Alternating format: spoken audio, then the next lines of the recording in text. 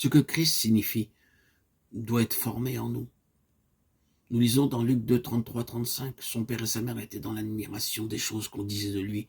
Simon les bénit et dit à Marie, sa mère, voici cet enfant est destiné à amener la chute et le relèvement de plusieurs en Israël.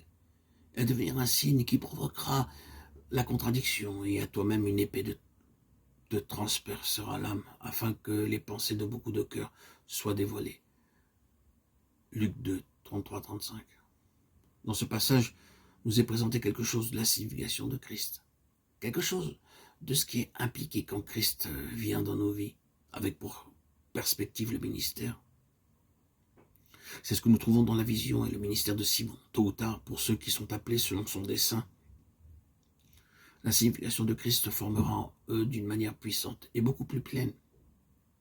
Il se peut que nous ayons reçu une connaissance profonde et incontestable lors de notre conversion. Mais quoi qu'il en soit, nous sommes en général nés de nouveau d'une manière simple et facile. Le temps viendra où, par des crises successives et des bouleversements profonds dans nos vies, nous parviendrons au fait que notre union avec Christ constitue quelque chose d'infiniment plus grand que ce que nous avions imaginé. Il est vrai que le salut est gratuit et nous est accordé par grâce, mais il n'est ni au rabais ni superficiel. Si nous le considérons ainsi, nous pouvons le déprécier, le considérer comme étant peu de choses, ou nous trouver parmi ceux qui le négligent. Les conseils éternels de Dieu englobant tous les âges et les dispensations ont pour objectif d'obtenir un peuple racheté. Ils sont tellement riches en signification et vastes dans leur portée qu'un important travail d'approfondissement doit être réalisé pour nous y conformer. Nous devons saisir la signification de notre communion avec le Fils de Dieu en relation avec ce vaste et important dessein. Il y a 3 aspects de la communion à ses souffrances. Le premier correspond à coopérer avec lui dans son œuvre pour délivrer les âmes d'un ennemi jaloux et hostile. Le second, c'est la discipline et la purification qui contribuent à nous faire ressembler à Christ.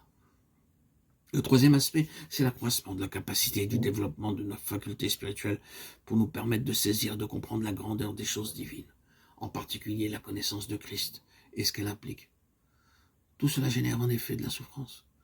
Nous ne pouvons pas accéder à cette connaissance par une simple information, ce doit être constitué en nous.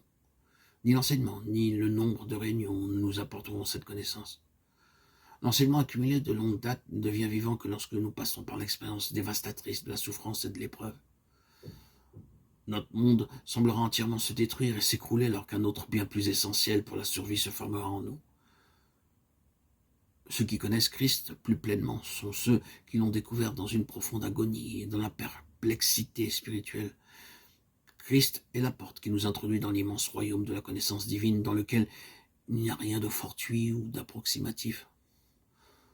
Tout notre être est impliqué dans cette nouvelle voie. Et si nous devons vraiment manifester une mesure spirituelle pour les autres, nous dirons une épée te transpercera l'âme